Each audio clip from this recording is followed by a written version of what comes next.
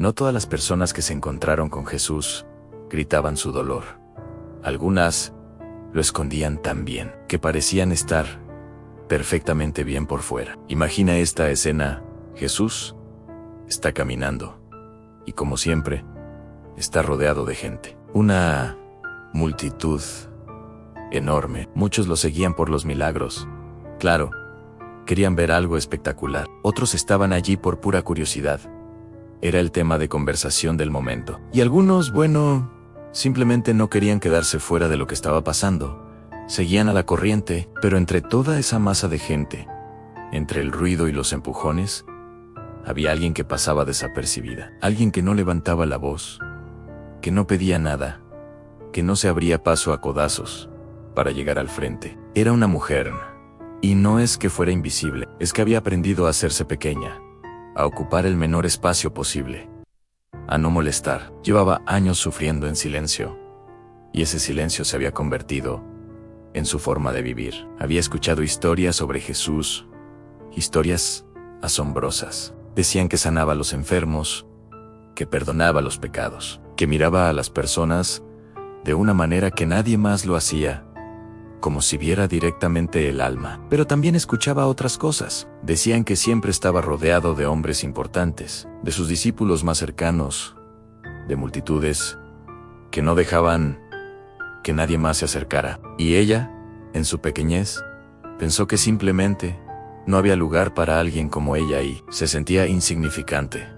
Una más en el montón, alguien cuyo problema no era lo suficientemente importante como para interrumpir al maestro. Cada paso que Jesús daba parecía alejarla más y más de su única oportunidad. La multitud lo apretaba, el ruido crecía, el polvo se levantaba. Todo conspiraba para que ella se diera por vencida y se fuera a casa. Y sin embargo, en medio de todo ese caos, Jesús se detuvo. Y esto es lo increíble. No se detuvo porque alguien gritó su nombre desesperadamente. No se detuvo porque alguien lo agarró con fuerza del brazo. Se detuvo porque percibió algo que nadie más notó. Percibió un corazón que estaba luchando en silencio. Un alma que estaba a punto de rendirse, pero que aún guardaba una última chispa de esperanza. La mujer sintió que su oportunidad se le escapaba entre los dedos. El pánico empezó a apoderarse de ella, pero en ese instante, en lugar de dejarse llevar por el miedo, hizo algo extraordinario. Cerró los ojos, respiró hondo y dio un paso que le costó más que cualquier esfuerzo físico que hubiera hecho en su vida. Dio un paso de fe. Decidió creer, contra toda lógica, que todavía podía acercarse, que todavía había una oportunidad para ella. Así que avanzó, sin pedir permiso a nadie, sin decir una sola palabra. Solo extendió su mano,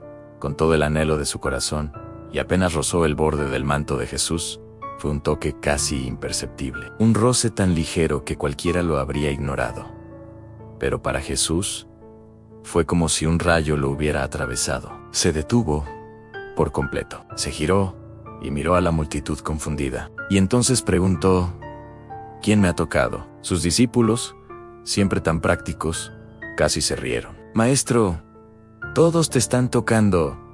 La multitud te aprieta por todos lados. Tenían razón, desde un punto de vista lógico, pero Jesús sabía que este toque era diferente. Negó con la cabeza y dijo: no, alguien me ha tocado de una manera distinta. Alguien me tocó con fe. En ese momento, la mujer sintió un escalofrío, a miedo, un pánico.